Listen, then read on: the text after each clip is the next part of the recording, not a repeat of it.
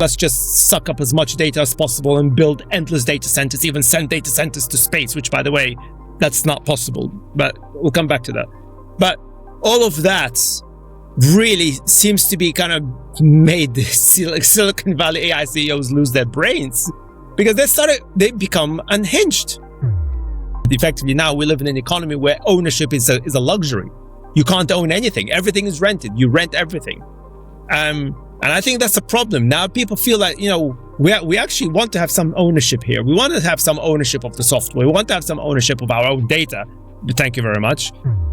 I feel like as if investors, they want to be scammed or something. I have no idea. But at this stage, if you fall for this every single time, that's on you. I'm sorry. I'm not going to blame Elon Musk or Sam Altman. That's on the people that choose to believe this crap. You are listening to CEOR. Can't believe February is gone already. Jesus. It's been a crazy, crazy month. But I hope you guys have had a great month. You're having a great day. It's crappy and rainy here in the UK. Nothing new, really. So I just had a bit of a weird week, to be honest. I'll talk to you about it in a bit. But I just want to say welcome. And for those who are not aware, because we get new subscribers every day these days, which is fantastic. Keep it coming. So make sure you subscribe, like, do all that lovely stuff. But every last Thursday of the month. So actually, let me go back. Normally, we publish an episode every Thursday in the morning. So around 8 a.m. GMT. But the last Thursday of every month, we hold a live session like this one. So that kind of gives me the chance to talk to you guys. You guys can ask me questions. And it's still a normal episode where I talk about certain things. Sometimes I have guests. So the last two times, we had the great Scott Lucas with us. And today, you just have me, because I've got something three things actually I want to talk to you about. The third one actually was a bit of an accident. Like I wasn't planning to, but it's a really important news. So basically every Thursday, last Thursday of the month, usually in the evening, so around 5 p.m. GMT, I hold a live session like this. So yeah, just to make it a bit more fun. I've never done lives before, to be honest. This is kind of my fourth one, I think, ever. So, so thank you guys for being here and really supporting the channel. I mean, it really makes always a huge difference, which brings me to the very quick announcement that I want to talk to you about, that now we launched my news outlet, the new news outlet, retortmedia.com, which is effectively the extension of the podcast. So the podcast is CEO Retort. As the name suggests, me, CEO of a company that basically rants about stuff, mostly about AI, because it's all of the nonsense that we're seeing with AI, and I'm coming back to that. Oh my God.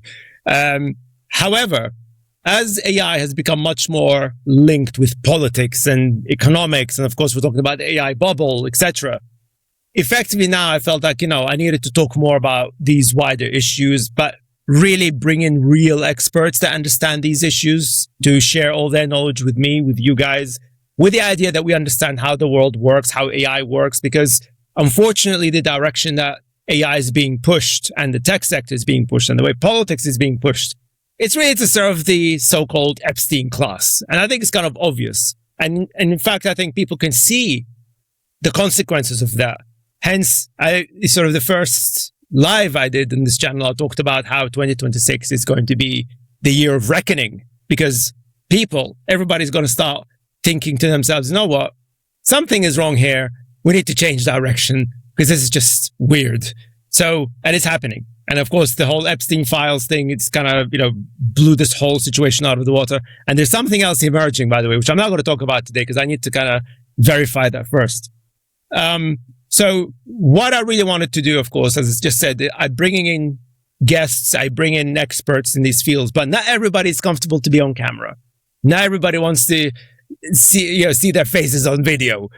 So many of them, some of the guests that I approached, so potential guests, they said that they would be happy to write stuff for me. And I thought to myself, well, how does that work? I'm not going to just read people's reports on here. I mean, what the hell's going on? So that kind of gave me an idea. I was like, actually, why can't we build a platform whereby we can allow all of these independent voices to write and basically, report on the things that they're aware of And effectively, that's how the whole idea of Retort Media came out. So similar to the CEOR Retort. So CEOR Retort is basically my podcast, but Retort Media does include some of my write-ups, but news from news releases, and we're bringing in journalists who's going to be doing more reporting about issues. And it's using the same framework that I've got here for the podcast, whereby I'm not following narratives. I'm not following the usual clickbait bullshit. I call it all out, and we just basically say it how it is. So you can go and check it out, retortmedia.com. And again, for those of you who've been supporting us financially, I just want to say thank you, because without your financial support, we couldn't have done this. And your subscription, so your membership on the CEOR Retort, actually is going to move now to Retort Media. You don't have to worry about it. It's all it's the same platform that we're using. So from now on, basically, if you want to financially support us, go to retortmedia.com and click the join button, and you'll see all the details there. And one of the things that we're doing as well, which is, I think I'm quite excited about that, because part of the whole idea of Retort Media is that we want to focus on specific things, to have sort of like a watchdog sections for specific areas. So we would have a watchdog on AI, obviously, watchdog on Epstein, because there's so much emerging out of that thing, guys. It's truly crazy. But also, I feel that, again, not enough is being talked about it, is biotech. Because my background, for those who don't know, my background actually is not just AI, but also biotech. That's my main, that's actually, I discovered AI in biotech back in the 90s. So it's a long story. So I talk a lot about that. So there's a lot of weird stuff going on in the world of biotech. For example, you look at the Silicon Valley, certain Silicon Valley bros investing in some weird life science research, borderline illegal. In fact, certain things emerged from the Epstein files that he was involved in some weird ass life science research and funding some weird eugenics crap. So it's like, I felt, you know what? I want to look into this. So we're going to have a watchdog for that as well.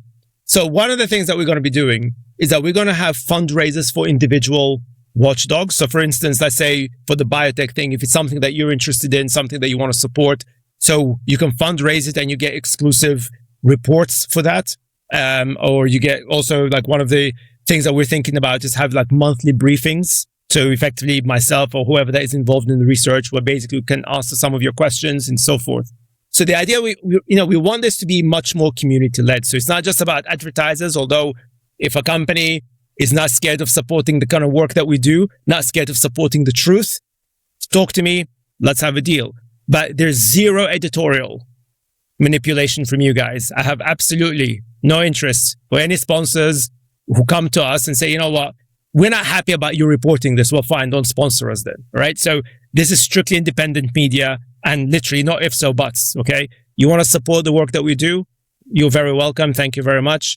But you have absolutely no editorial say in the matter. That's my message to sponsors. So that's the condition. So you guys can be assured, we're not capitulating to anybody here. For those who know me, those who followed me for a long time, you guys know that I don't take shit from anybody, okay? So just be assured of that. So this is something I'm really excited about, because I feel that, investigative journalism is something that really is being underfunded, undercelebrated.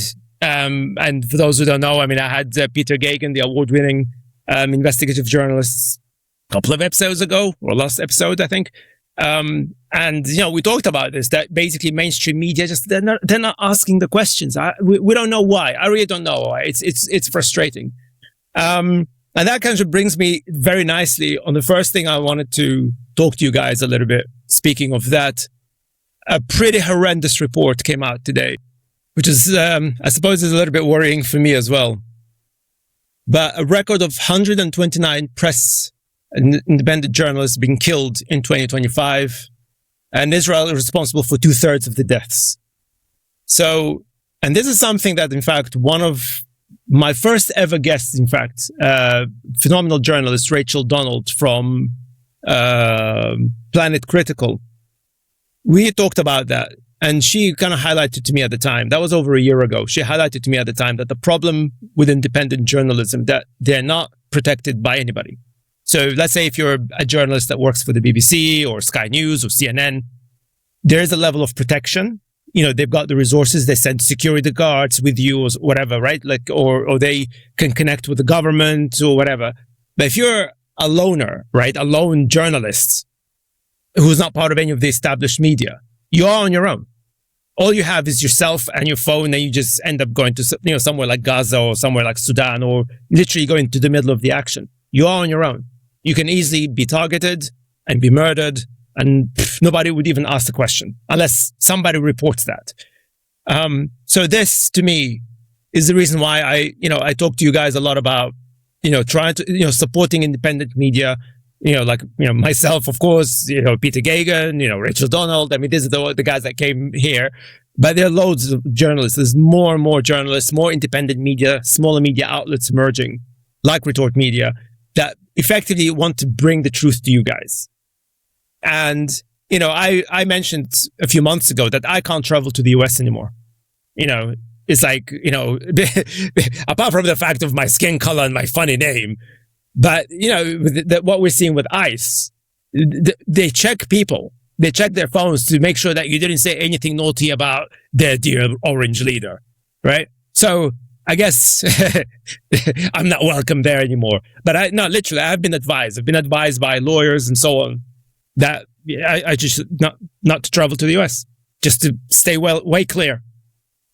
So that's the kind of thing that people like myself, and I'm not I don't see myself as a journalist. I mean, journalists are, I do journalistic work, but I'm not a journalist because I'm not as brave as they are.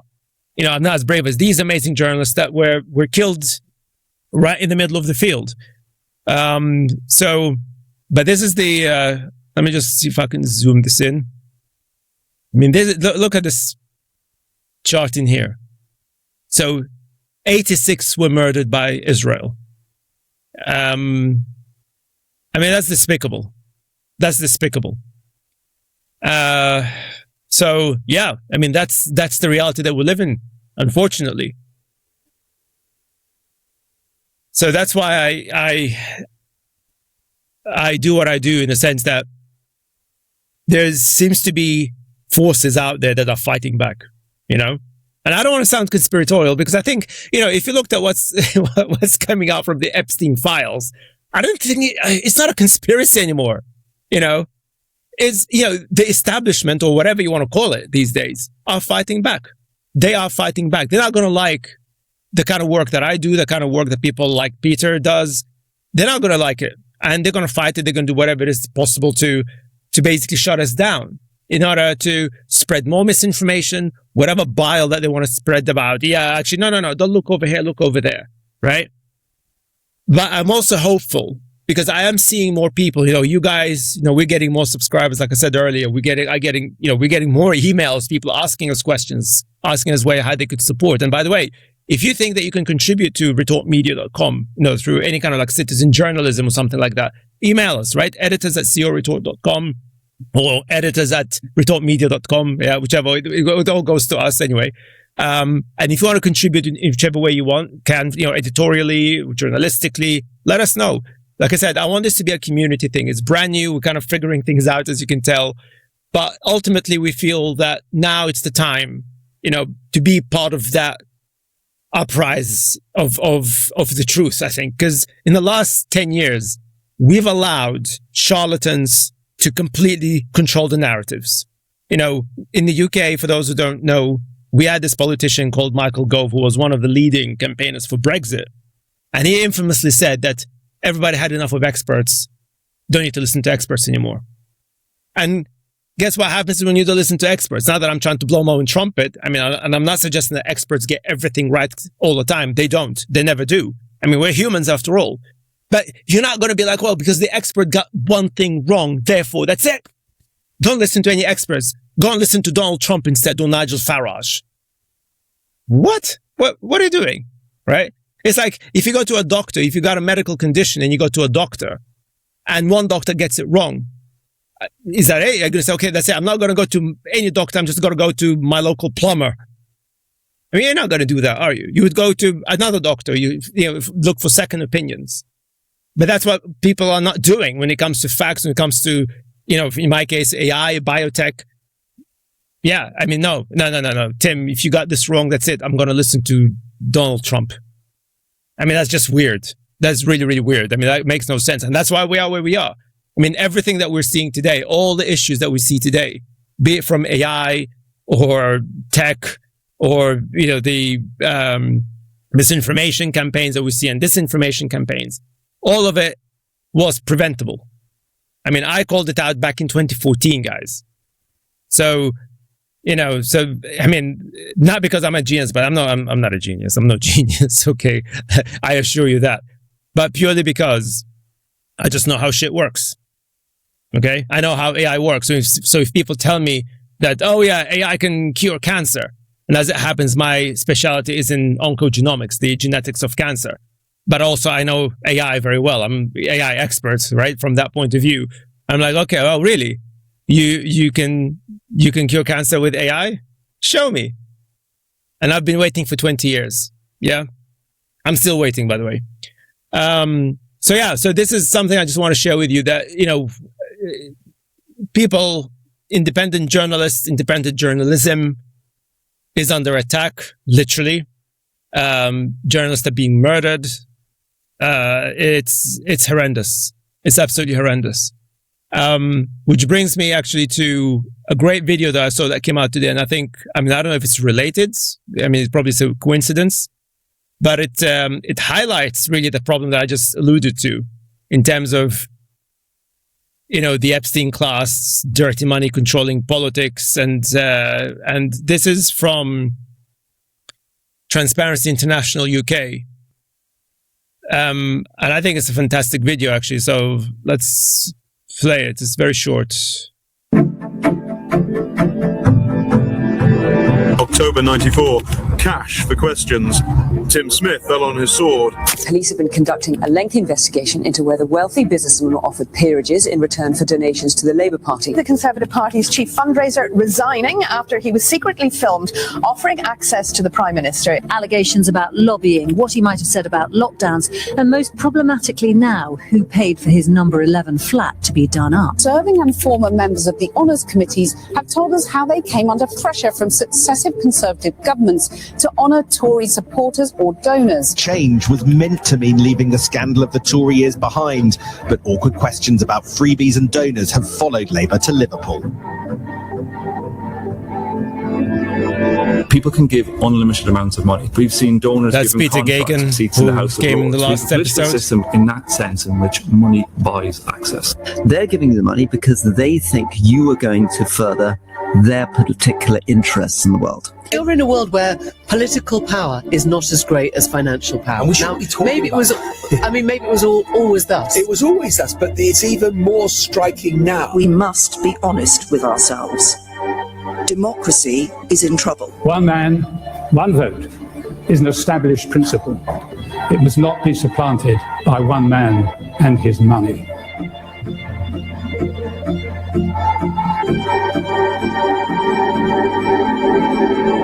What we're dealing with is the abuse of power. We're dealing with the systematic abuse of power by lobbyists, by people who are corrupt. But I think the question now for Keir Starmer is he prepared and will he be prepared to bring in the reforms that are necessary to end these abuses? The government have got to step forward with making good on all the pledges they put in their manifesto to change the processes, to change the laws in order to clean up politics, and they really need to do that urgently now.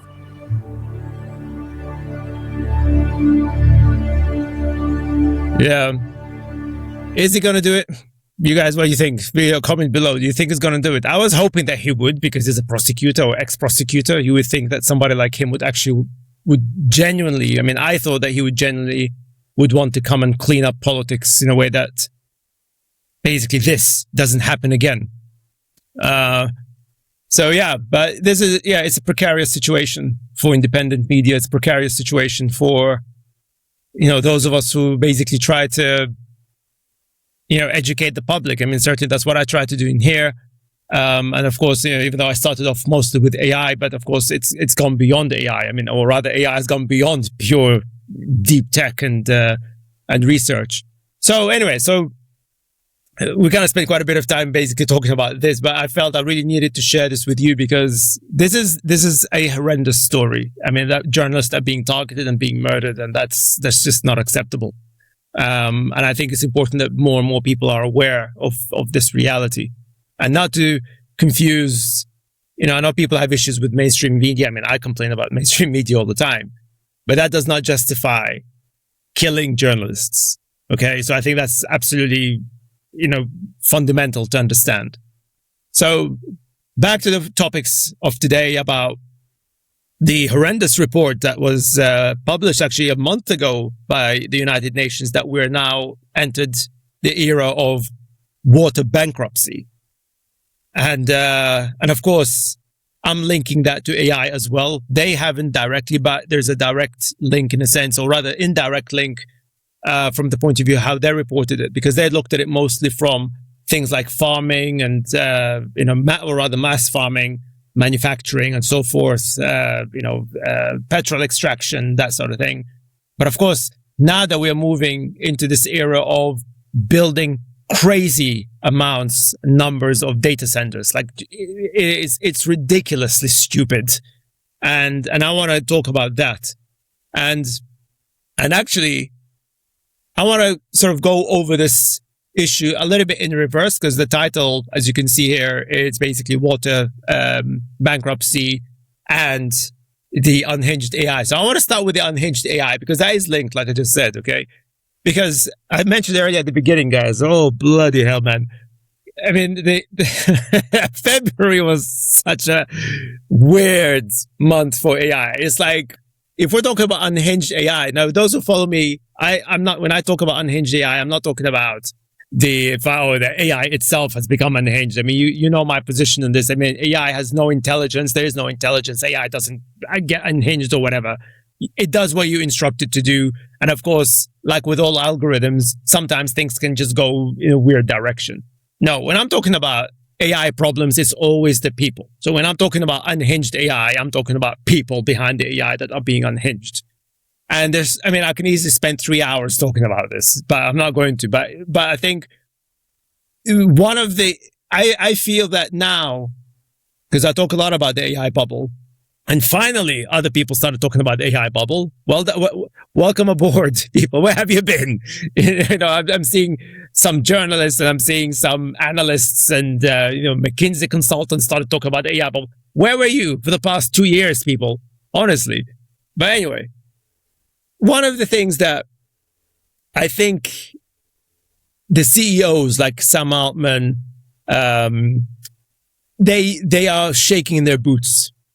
Because DeepSeek, if you guys remember DeepSeek, the Chinese model that emerged a year ago, and I made a video about that where I talked about why that model basically, to me, is just evidence that China has won the AI race. Right now, they're shaking in their boots because now DeepSeek are on the verge. At the time of this recording and this live event, they are releasing a new model. Now, we don't know whether it's significantly better than what they had before, because they had issues, by the way. I mean, I'm not here to be a sycophant to anybody. I mean, like, DeepSeek had loads of security issues, and I even made that point at the time. It's like, do not use DeepSeek, okay? It's great from, the research and development and all of that stuff. That's fantastic, but do not use it, please. Like, it's security-wise, it's horrendous. But of course, what they have proven is like how you should go back to the original approach of AI. I say original, I'm talking about the real approach of AI. That it's about you look for efficiency, but at the same time, you try to increase its capabilities rather than just simply going to this hyperscale approach that, okay, let's just suck up as much data as possible and build endless data centers, even send data centers to space, which, by the way, that's not possible, but we'll come back to that. But all of that really seems to be kind of made the Silicon Valley AI CEOs lose their brains, because they become unhinged. They started saying some weird shit. Like, you guys probably have seen this from Sam Altman. So share this video. But it's like when he was talking about that, we don't need to worry about the amount of energy and water that is being thrown at data centers because humans just waste just as much resources. I'm like, what? I mean, check this out.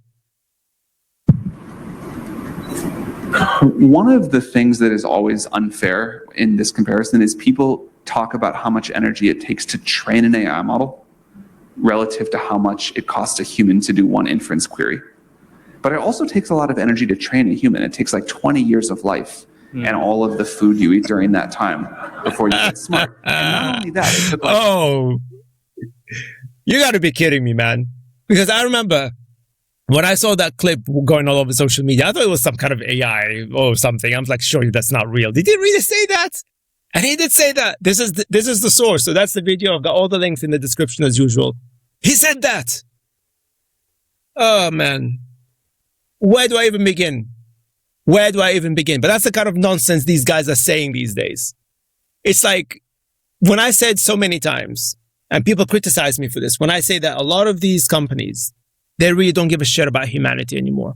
So whatever that makes you human, whatever that makes you a person with ideas, ambitions, creativity, none of that matters because AI is better. But it's not better. It's not better. I know Sam Altman is not known for his technical abilities. And I mean, like, you know, if you look at there's loads of stuff. I'm not here to attack anybody, but he, you know, from the technical perspective, he was never that successful or knowledgeable, really. I mean, he's great at, you know, marketing, being an investor as well. I mean, he worked for Y Combinator for a long time. And there's even questions about that, whether that was a legit position that he, like, you know, did he actually earn it? I mean, but all of that is drama that I'm not interested in. But the point is, you know, he's not like, and I'm not being biased because they were my ex-cohorts, but, you know, like, Demis Hassabis, the founder or co-founder and CEO of DeepMind. You know, all of us back in the day, Google Campus London, we were genuine people that actually built AI models for specific applications. So we understand how these things work, right? So it's not about, you know, us being pro-human, anti-human. And I can tell you at the time, nobody was talking about AGI. I mean, I'm talking about early 2010s. Nobody was talking about AGI or, like, you know, AI that replaces humans, or it takes 20 years to, I don't know, feed a human compared to AI or whatever the crap he just said.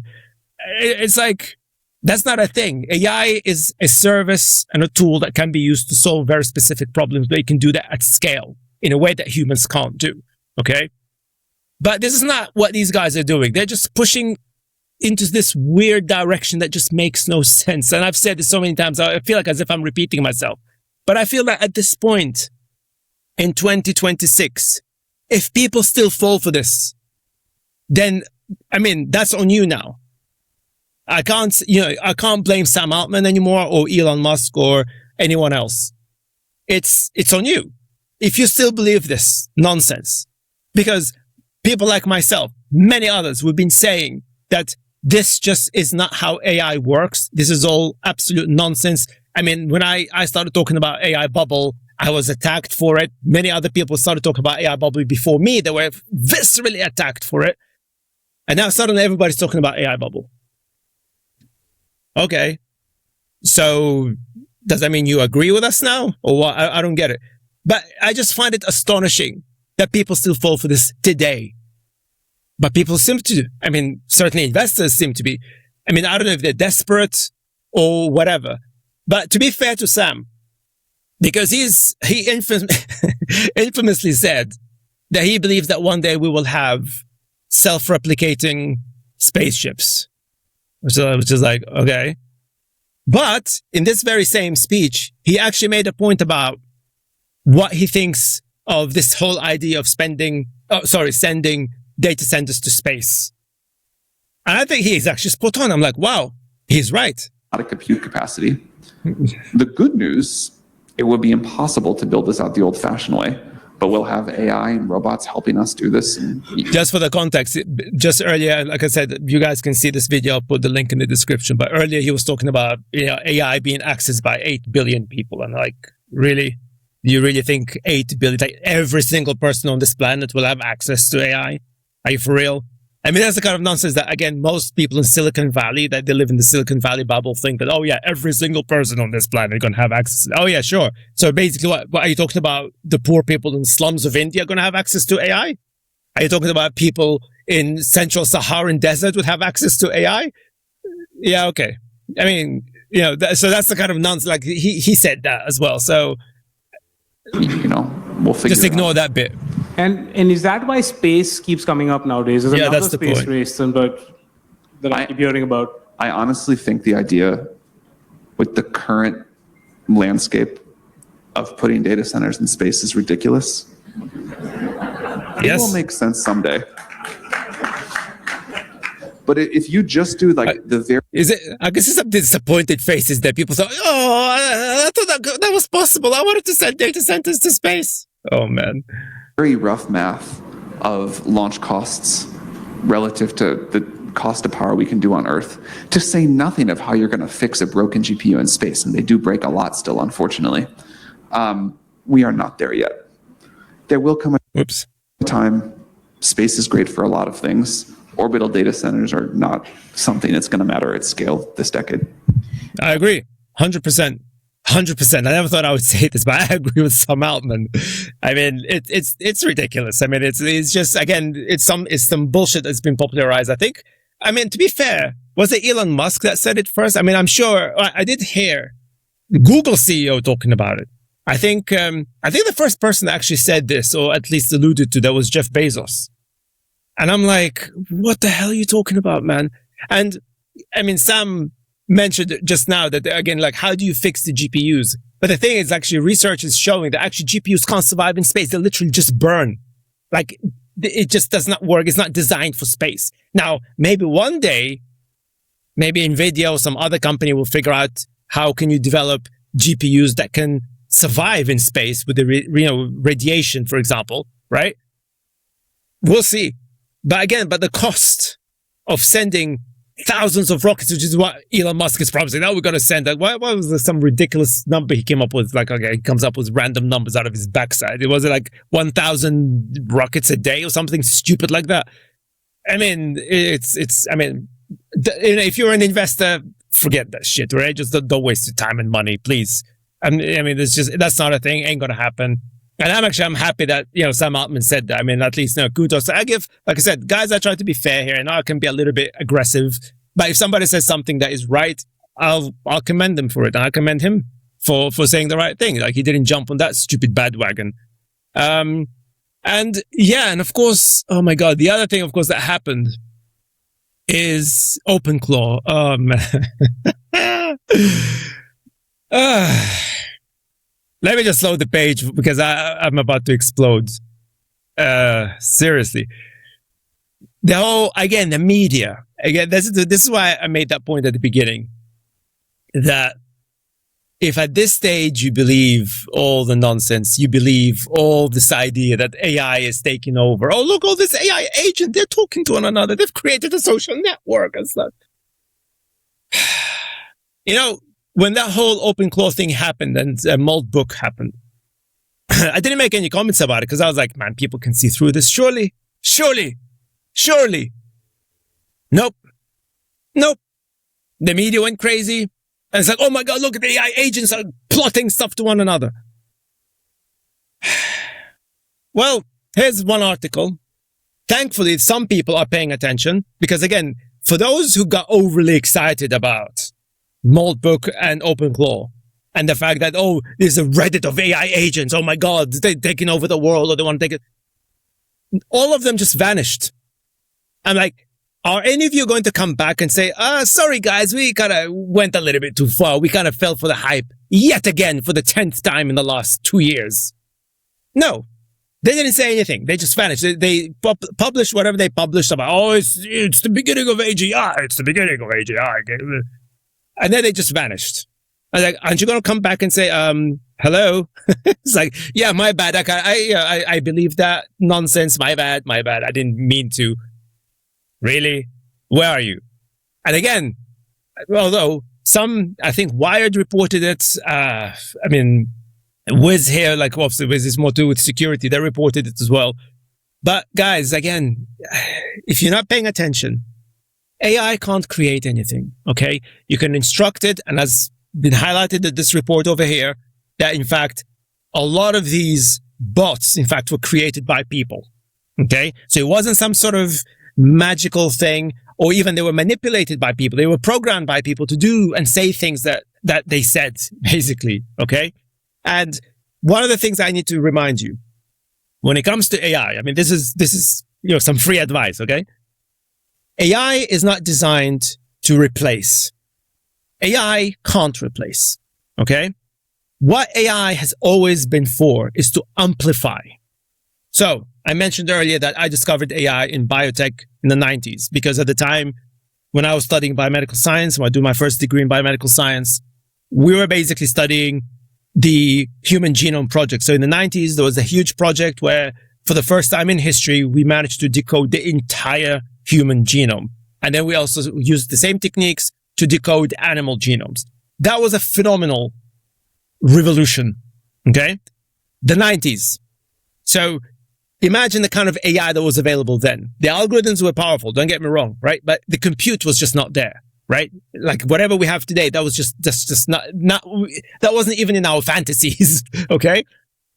Yet we, as in not me, I'm not part of that, but like the scientific community, we managed to decode the entire human genome with whatever AI models, whatever AI tech that we had at the time. We managed to do it. Why? Because whatever is the size of the model is irrelevant at this stage. It's what it is that you can amplify. So at that point, it wasn't about replacing geneticists, but it's really about how can we help geneticists to conduct calculations that would normally take them months to do, amplify so that they can do it within, days or even hours. AI does that. AI is phenomenal with that. More recently, of course, DeepMind. I mentioned DeepMind. They, with AlphaFold, they've done the same thing with AlphaFold, right? It's an AI model that allowed us to figure out really complicated protein folding because protein molecules are ridiculously complex. And the way in biotech, we can identify certain functions, what proteins can do and can't do, the impact they have on their health, on your human health or whatever. It all predicated on their architecture, 3D architecture, how, the way they fold. Yeah. Because I'm not going to go into detail here, but basically they effectively look as if they fold over themselves kind of thing. Yeah. So look it up if you want to, if you're interested in that sort of thing. So this technique is so complicated. So the fact that now we have AI that allows us to basically decode that, right? That's part of the proteomics aspects of biotech. Like how to be able to decode that and visualize it, but even potentially predict certain really, really powerful and really complex architectures of protein molecules. So again, it's not a huge model, but it's a small model that allowed us to do that. We didn't need to have a massive, a massive data center for it. None of that stuff. Okay. So that is really the point I'm trying to make for you. AI is phenomenal at amplifying, not replacing. But then similarly, when I say amplifying, it amplifies whatever it is that it sees in front of it. Okay. So for example, if you're really good at something, AI can make you better at it. But if you're really bad at something, it will make you a hell of a lot worse at it. It's never been the case that AI can make something that is crap and turn it into something that is not crap. In other words, if you're really bad at something, AI is not going to make you better at it. If you're crap at coding, if you're not really good at coding because you don't have any experience or whatever, AI is not going to make you a better coder. And that's the example that we see here with Maltbook and what we saw, of course, with OpenClaw, because it was all vibe coded, which means that security protocols weren't considered. Like literally just basic architecture of any software wasn't considered. Hence, I don't know how many thousands, like if we look at this article here, like I kept it open so you guys can see it for yourselves. Again, the link's in the description as usual. But for instance, like they say here that they've identified, so Wiz is basically a cybersecurity publication. So we identified a misconfigured sub-base database belonging to Maltbook, allowing full read and write access to all platform data. I mean, for those who don't know, because I've got a second degree. My second degree is in IT and computer science, and I specialized in multi-tier architecture, meaning that in my case is more web rather than software, but it's very similar. But basically, I look at the entire architecture from the user-facing interface, so the UX, all the way down to the database and whatever that comes in between. So when people talk about software engineering, those who don't understand software engineering, they think it's just that top layer. They think it's the UX, but then they forget about everything that comes underneath that. It's kind of like, if you've never built a car, you have no idea what's the inside of a car. You just build the car frame, right? Let's say you really love, I don't know, Porsche 911 or something, right? And you create a design of a Porsche 911 and you build it, but then there's nothing inside the car. There's no engine, there's no wiring, there's nothing, because you haven't got a clue how to put all of that together. That's exactly how this is. This is what vibe coding looks like. People think that because they can create an interface that looks like software and it works, therefore they've figured it all out. And again, you guys probably saw as well in the news when Anthropic basically announced Claude Code, which is good. I'm not saying it's bad, but it's not software engineering. For heaven's sake, people, it's not software engineering, okay?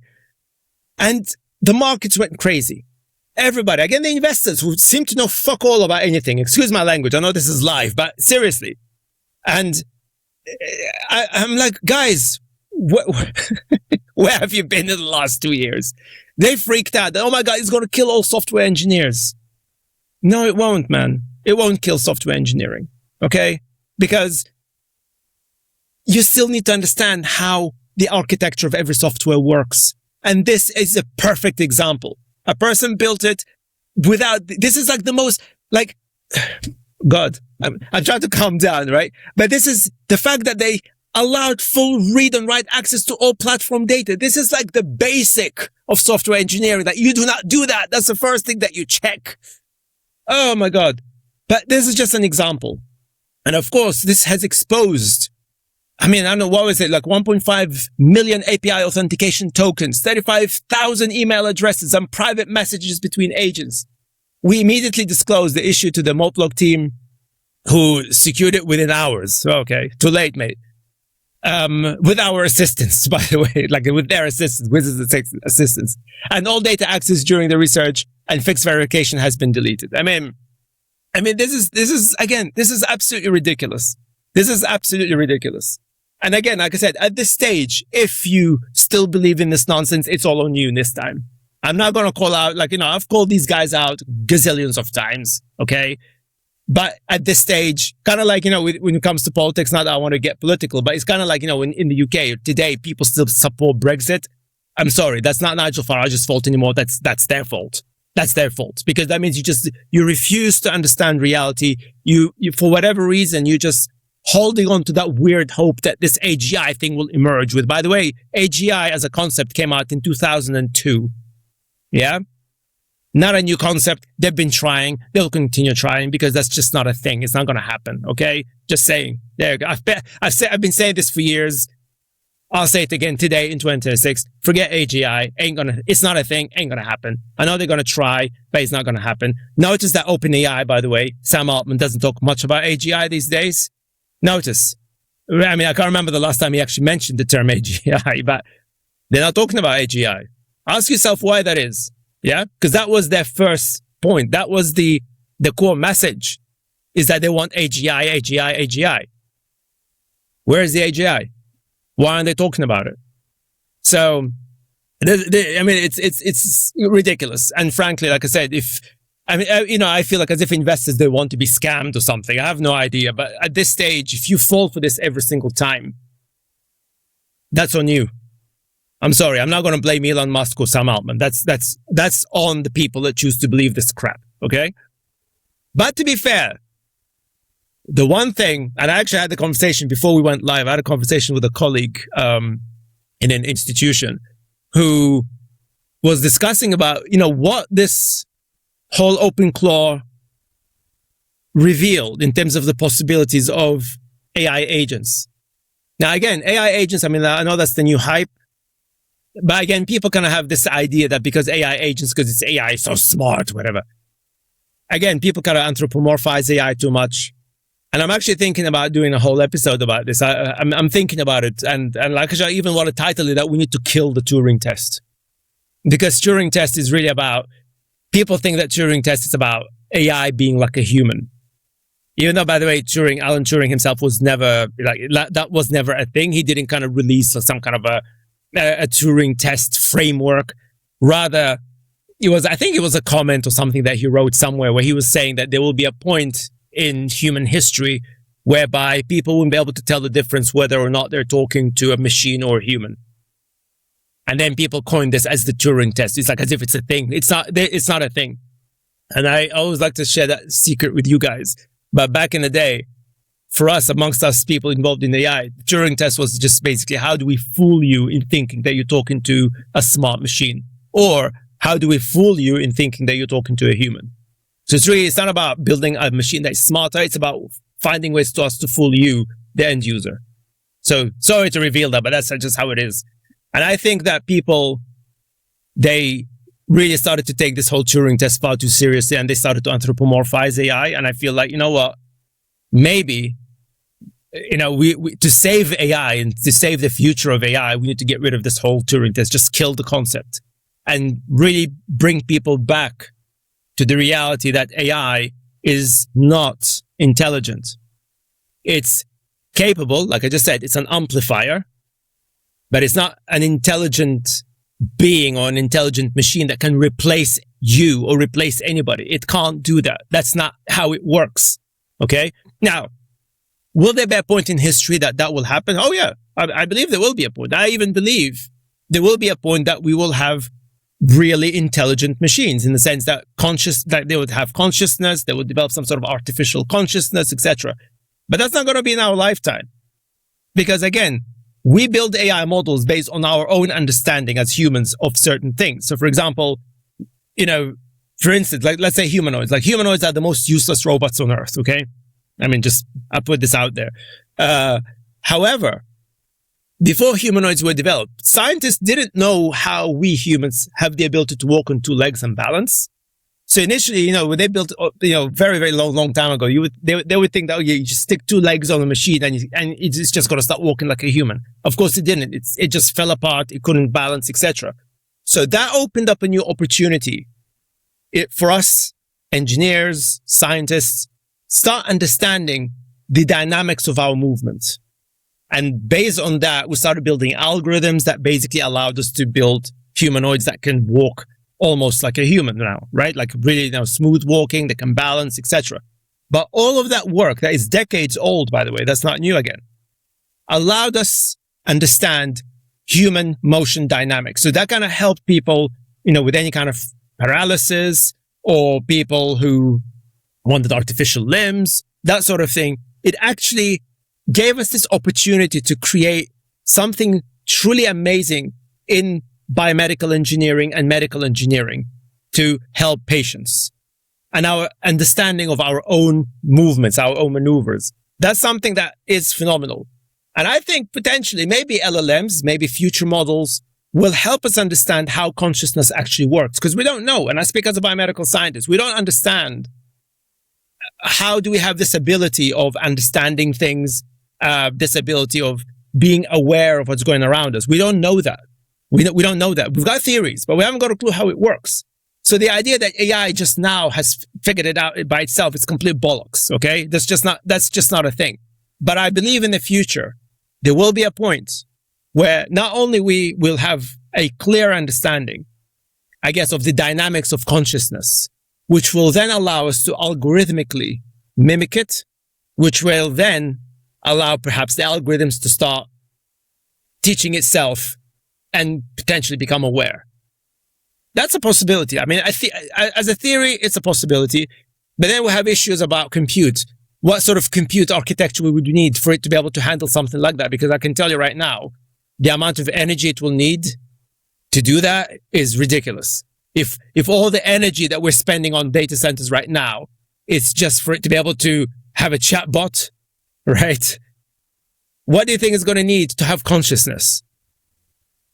Think about that. Okay.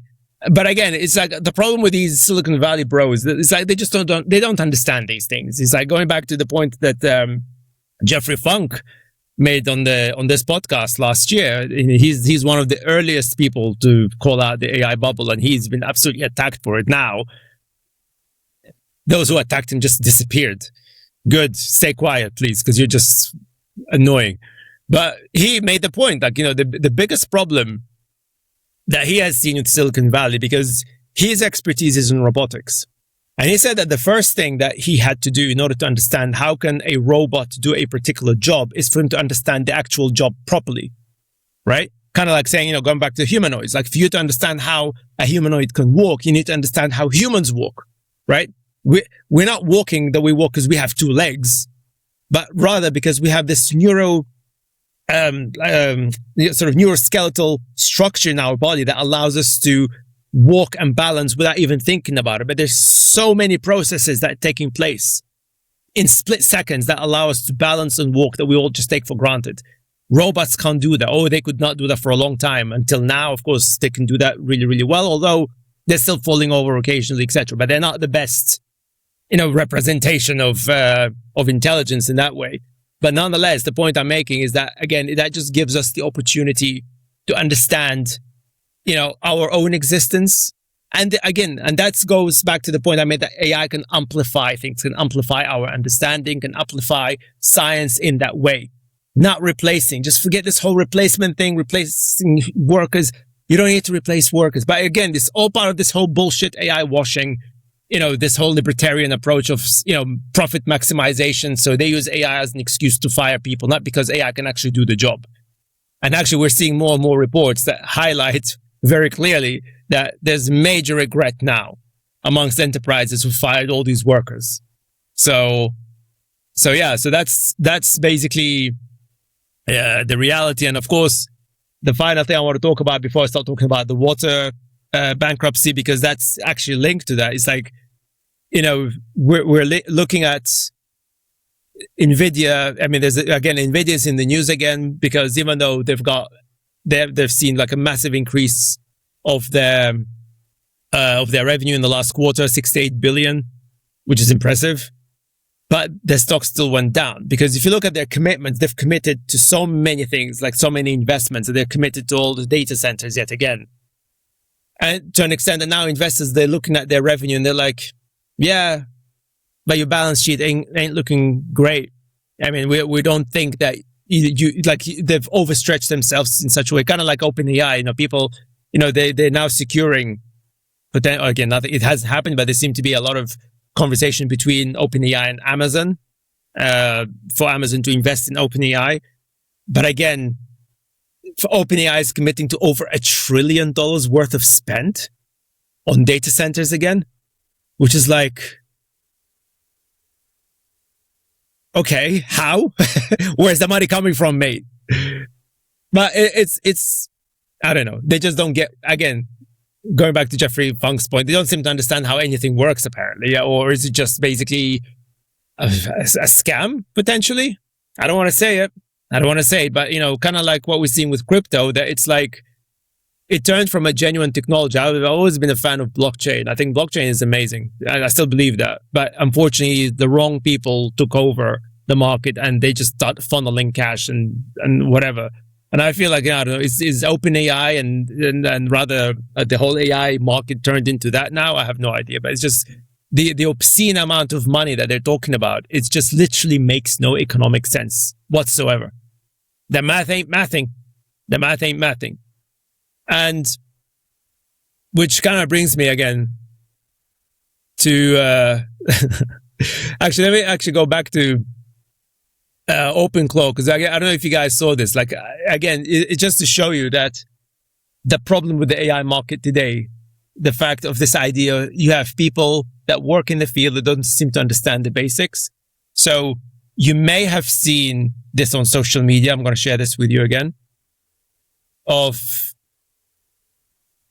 Again, I'm not here, let me emphasize something, guys. I'm not trying to be nasty here or anything like that, but I'm just, again, it's for you to understand what's going on. This is why I'm frustrated. And I said that this month has been absolutely a stupid month, in AI. One of the dumbest months ever. Like, it's unbelievable. Like I said, I could easily spend 3 hours talking about it. I'm skimming through all of that just to make you aware. But this person, this lady here, she is the head of Meta's data security. I believe it's data security. Let me see. Safety and alignment at Meta Superintelligence. So she is responsible, and she's a director. I'm sure I've seen is it on her LinkedIn? I mean, if you guys happen to know, you can comment. But she is responsible for safety and data security in their intelligence research, right? And she thought it was a great idea to install OpenClaw on her computer and let it just do things without any supervision. Like, going back to what I said earlier, you don't do that with AI. If you understand how AI works, you would not do that. Yet we have this person. She's the head of safety at Meta, who's done it, and she doesn't seem to understand that this is just not a thing. I mean, this is what she said, for those who are listening and not watching on video. Nothing humbles you like telling your OpenClaw, quote, confirm before acting, close quote, and watching it speedrun deleting your inbox. I couldn't stop it from my phone. I had to run to my Mac Mini like I was defusing a bomb. Now, again, if you're a person that doesn't understand how things work, I would excuse it. But you're the head of superintelligence, safety, and security at Meta? Did I say more, people? But I'm sharing some screenshots that she shared. So basically she's saying, she's texting, was it WhatsApping? What's going on? Can you describe what you're doing? So, and the AI says, in inbox, something, nuclear option, trash everything in inbox older than February 15th and isn't already in my keep list. And she said, do not do that. And it said, check how many left. More old stuff. Get the remaining pre-Feb 15 IDs. And she then said, stop. Don't do anything. And it carried on. Get all remaining old stuff and nuke it. So it kind of went rogue, right? And again, by the way, people say, well, Tim, that means it's intelligent. No, guys, it's a calculation. Okay?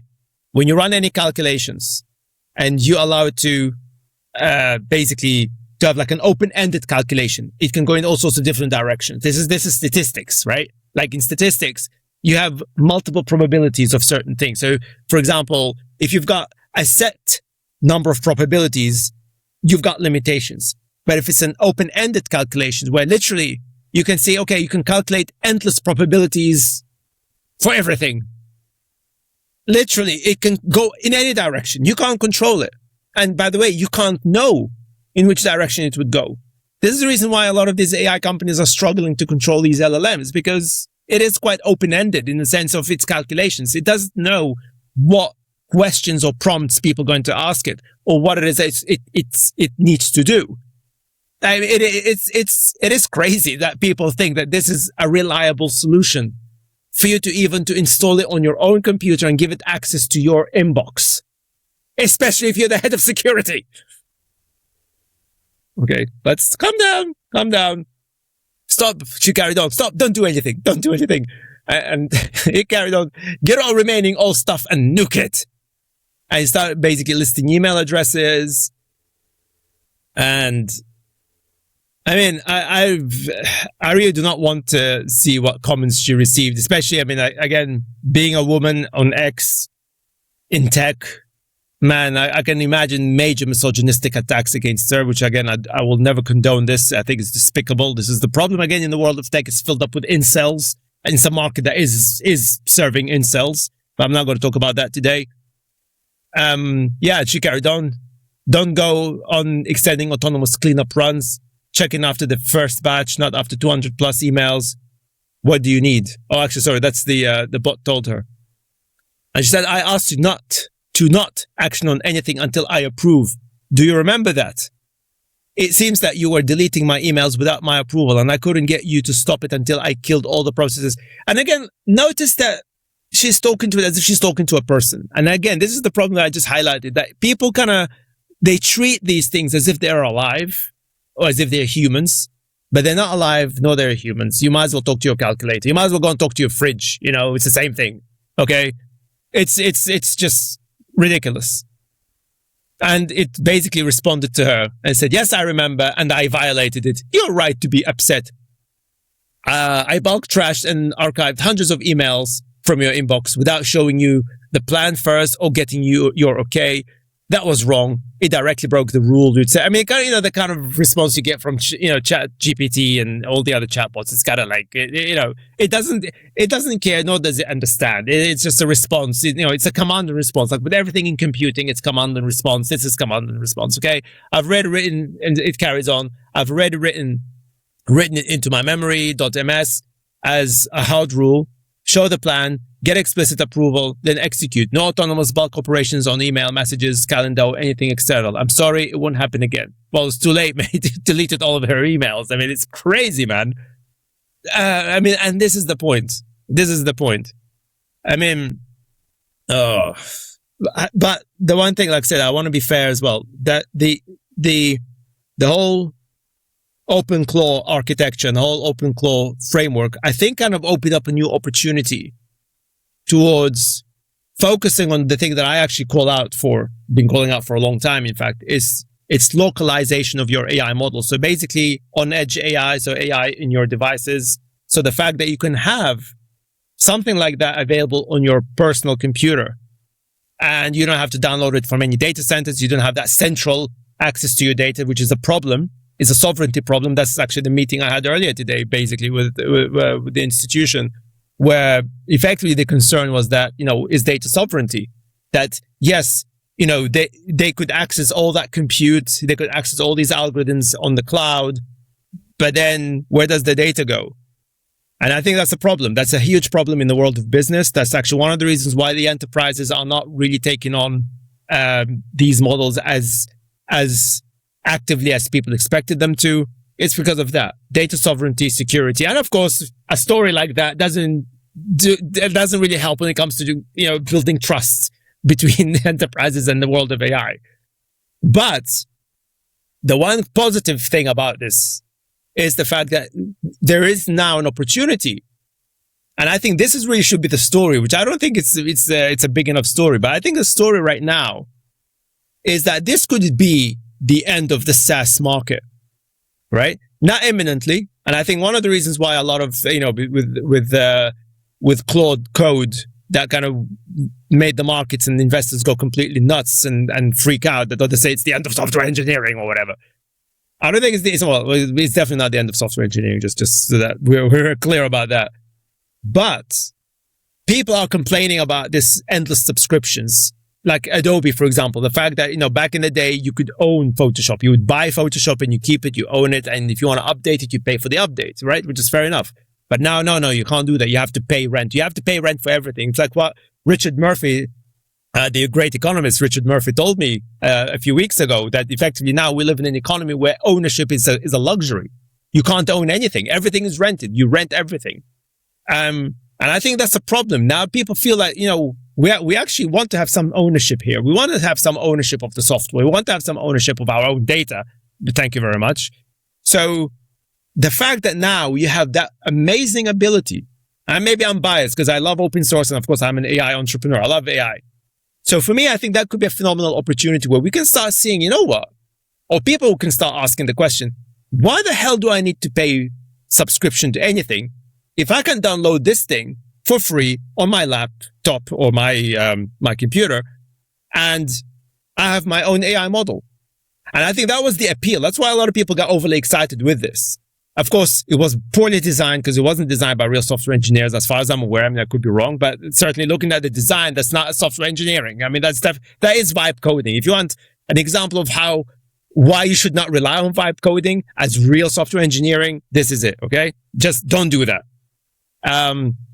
But the idea that now you have that power to have localized AI in this way with your private computer or private server, private data. This is where the Chinese are going, by the way. This is basically the whole concept behind DeepSeek. That is like, it's an open source that you can download into your local device. Apple which, by the way, actually, let me look very, very quickly. Because Apple, nobody talks about Apple. I mean, it seems like I'm the only one who's talking about Apple, which is crazy. Because everybody dismissed Apple as somebody that, they failed in their AI. They're not doing well with AI. I'm like, man, you people are so silly. So Apple earnings. I think in the last quarter, they made something like 143 billion. So I remember I mentioned like NVIDIA made 89. Apple made 143 billion. Their phones, the iPhones, their products are selling off the shelves. Despite them not having AI, but they have Apple Intelligence, which is, well, it's AI. But their approach, you see, this is, and again, go back to all of my old episodes. So you guys don't say, some people wouldn't say, hey, it's me that is saying this, but I have said this many times, okay? That basically Apple decided that actually their approach to AI is edge AI. They want your AI to be on your device, on your phone, etc., integrated within your ecosystem. It's all private. And of course, they've got the Apple Compute, I believe, because everything has Apple in it. So it's not a standard naming, but basically you can borrow some compute from their closed, or they say that it's a closed, private, section of their cloud computing or their cloud server that you can effectively borrow for additional compute for your AI architecture. And once it's done the output and you've done with whatever it is that you wanted to do, it deletes it immediately. So, very, very privacy first and privacy focused, which I welcome. I think it's great. I'm not suggesting Apple are angels. No, they're not, but at least they're doing the right thing. They're saying the right thing. Okay. And it's selling. It's selling. It's not ChatGPT. It's not whatever AI mumbo jumbo crap. Yet they're selling. They are killing it financially. Yeah, nobody's talking about Apple. Everybody's talking, AI, this, AI, that. And I'm like, if you want to know where the money is, look at Apple. Look at companies that are building open source AI models. Look at companies that are building sovereign AI models, sovereign data models, etc. Okay. So keep an eye on that, but please just, don't forget that, that there's a narrative that's going around. But this is why I'm so frustrated that it's the same narrative that we had for the past 2 to 3 years. And it's 2026 and they're still talking about the same nonsense. It's like history repeating itself on a monthly basis these days. So, I mean, it's nuts, frankly. And speaking of nuts, that kind of brings me nicely to the final point I want to talk about, which is basically probably the main point as well, is this report from the United Nations, because it's crazy, and it's published I published it on retortmedia.com, so you can check it there, and we're just going to go through it very quickly. Sorry guys, I went a little bit over an hour. Like I said, once you get me started on AI, I completely lose my brains, man. Like I just start arguing and stuff. But anyway, but basically, we're now entered, according to the United Nations, and it's a report that they published a month ago, and we've entered the era of global water bankruptcy. And, man, I'm surprised that hasn't been reported anywhere. Again, I saw it in The Guardian, and that's it. Maybe some other smaller outlets have reported that. I don't know, but I'm thinking, why aren't we talking about this again? But basically, UN scientists have formally defined a new post-crisis reality for billions around the world, obviously, marking the dawn of an imminent global water bankruptcy with irreversible damage. So basically, we've now entered the point that we are now losing drinking water. And the priority is what? Building more data centers. So this article, I mean, it is fairly long, because what I try to do is to connect all the dots, okay? So to go very quickly, so basically this report, so I'll just read the statement of their lead author. So this report tells an uncomfortable truth, that many regions are living beyond their hydrological means, and many critical water systems are already bankrupt. I mean, this is crazy, because the report basically also says that amid chronic, so we're going this bit here. So amid chronic groundwater depletion, water over-allocation, land and oil degradation, deforestation, and pollution, all compounded by global heating. A UN report published last month argues that the familiar terms water stress and water crises fail to reflect today's reality in many places. We live in a post-crisis reality marked by irreversible losses of natural water capital and an inability to bounce back to historic baselines. Wow. Wow. And when we have a situation where a country like mine, the United Kingdom, we get heat waves. I mean, normally we have rains all the time. Last year we had 3 heat waves. When you have places like Vancouver, Canada, starting to have bushfires every year. I mean, this is Vancouver. What are you talking about? This is not California. This is a problem. Folks, we're in deep shit here. This is crazy. And again, this should be breaking news. Why isn't it in the breaking news? Where's the BBC? I mean, like The Guardian, I commend The Guardian. That's how I found it, by accident, by the way. It's crazy. So I looked into it. And it's a peer-reviewed paper as well. So it's not some kind of people saying, oh, the UN is being political. I mean, guys, forget politics. Forget politics. Yeah. Check out my discussion with Scott Lucas where we talked about, it's not right and left anymore. It's us versus them. They don't care about the fact that all of us will lose water so long as they get whatever water they want. I mean, this is going to create a situation where water is going to be privatized. Like basically you have to buy water. You can't just drink water from the tap or whatever. It's unbelievable. So they explain the details, like the rationale behind their findings.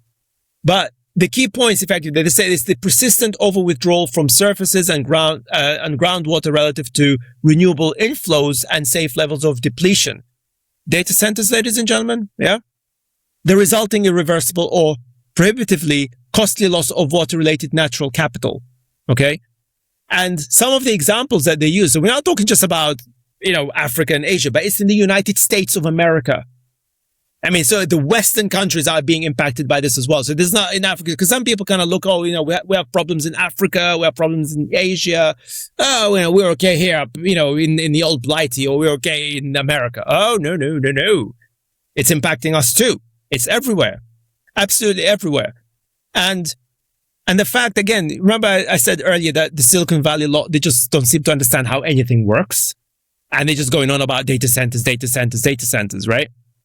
So there's a report, basically, that also was published last month. So the water bankruptcy report was published in January. And I think 2 days later, they published another report, basically called The State of Finance for Nature, where they said that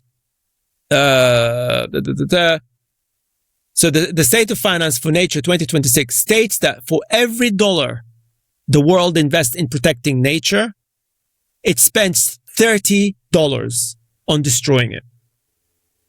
So think about that. So people complain about, we're wasting billions on green tech, especially the far-right politicians. Like we've got the idiots in this country, the Farages and their lovers around here. They're going about, like in America, drill, baby, drill. Like they seem to be claiming that somehow that we're spending all that money on green tech or protecting the environment is a waste. Well, there you go. Does that sound like a waste to you?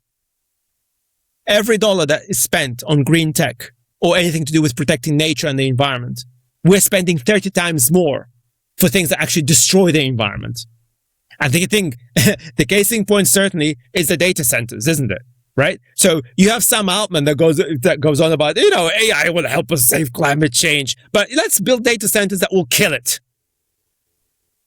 I mean, what are we doing here? What the hell are we doing here? And again, I have not seen that report anywhere. Where is that report? What? Breaking news, ladies and gentlemen, right? So make sure you go to retortmedia.com. That's where we do. That's the kind of stuff that we report. Okay, we're not interested in the political drama, mumbo jumbo crap. Okay, it's the stuff that we need to know about, that we all need to know about. And this is something that governments all over the world need to be scrutinized. So please, share this with your local politician and tell them, hello, what is the government doing about this? And speaking of governments, to be fair to the UK government, the current government, what they've done last year, they published a report where they were talking about the impact of data centers. Okay. So, So there's stock imbalance in the central finding of this report, which calls for major shift in global financing of nature-based solutions and phasing out harmful investments to deliver high returns, reduce risk exposure, and enhance reliance. Well, that's not going to happen with the current political idiots that go on about drill, baby, drill. And we've got idiots in the UK that basically peddling the same crap. Okay? But the UK government published in 2025, basically the Government Digital Sustainability Alliance report, it's called, and they found out that AI is predicted to lead to an increase in global water usage from 1.1 billion to 6.6 billion cubic meters by 2027. Now, somehow I don't think that kind of helps the water bankruptcy situation. Yeah. So again, this is 6 times more. 6 times more. So we already, so the report that was talking about bankruptcy, they weren't talking about data centers. They were talking mostly about farming, and they were talking about basic what we've been doing for the past several decades that led us to where we are today. So add to that extra 6.6 billions of cubic meters by 2027. So this water bankruptcy situation, I think if they carry on pushing this whole data center shenanigans, ladies and gentlemen, we're talking about just a few years here, not decades. I mean, mathematically speaking, that could literally mean a few years. Because let's go down here. Again, the same report from the UK government highlighted that the water covers, even though water covers 71% of Earth's surface, only 0.5% is available fresh water. So that's the water that we consume, basically, right? As water demand increases, water scarcity and water stress are becoming an increasing challenge. So that report was published in 2025. So the warning signs were already there for sure. And now this new report came out last month that suggests actually we've already reached a water bankruptcy situation. And we want to build more data centers so that we can have more boyfriends and, AI boyfriends and AI girlfriends. For real, go out more. How about that? It's better for all of us. Trust me. And then there's a final point. So according to the UK government, demand for fresh water is expected to exceed supply by 40% by the end of the decade, and 55% of global data centers are in river basins with high risk of water pollution, meaning much of the local water may be unsafe for use, increasing the pressure on clean water supplies and worsening the overall water scarcity in the regions. Furthermore, nearly 68% of data centers are near protected areas or key biodiversity areas, which rely on clean water supplies for the health of the ecosystems and communities that depend on them. Without it, these areas face greater risk of habitat loss, species decline, and reduced capacity to support both nature and people. That's just the data centers, by the way. Okay, just for you guys here. And of course, the case in point, there's that famous report. But again, I urge you guys to check out on the web. There are loads of reports like that. But the BBC reported, there was actually a report that went viral here in the UK. It's an example of this lady last summer. And the title of the report, I Can't Drink the Water. So you've probably seen that already. So basically, she basically lives next to a US data center where a retired lady believes the construction of a data center, which was owned by, or is owned by Meta, of course, owners of Facebook, disrupted her private well, causing an excessive buildup of sediment, and resorted to holding water in buckets to flush her toilet. This is a common occurrence in many small towns and rural areas throughout America and around the globe, with rising pushbacks and legal actions from local communities. That's part of the retaliation that I talk about in 2026. And this is something that we're going to see more of. And I think it's important because I just wonder, why wasn't this reported anywhere?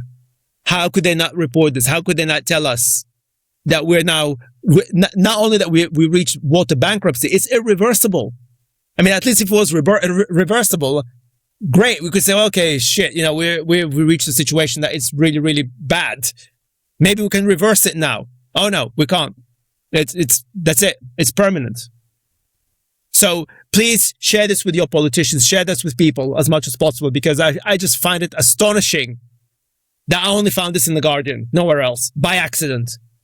That's why I wanted to report it. And that's why I want to share this with you, because like I said, guys, it's all linked. All of these people at the top, what's being called now the Epstein class, but they're beyond. This is, like I said, there's another emerging story that is nothing to do with Epstein, but it's the same sort of cabal type situation. Again, super powerful people, some of them behind the Project 2025 in the US.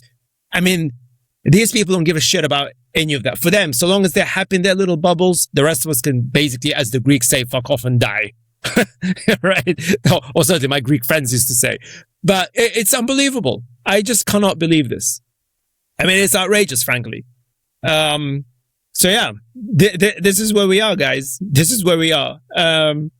So how do I end this? I really don't know, because like I've been, like I said, this month has been a crazy month, man. Like, look at this. I hope I've done justice summarizing the picture of this month in terms of AI, where the world of tech is going. But as you can tell, I said this so many times, I'm frustrated. I'm so frustrated. It's because, you see, this is my final point. Because those people responsible for all of these issues, I can tell you right now, I guarantee you, when things go downhill, they'll be telling you that they didn't see this coming. They'll be telling you that, oh, we tried our best. We tried our best because we're so, we're innocent. We didn't mean to do all of that. Bollocks to all of that.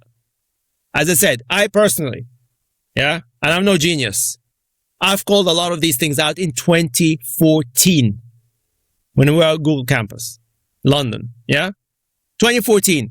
That's more than a year. That's more than a year. It shows how tired I am. That's more than 12 years, actually. I've been calling it. Now, I can tell you, if I know this, they know this.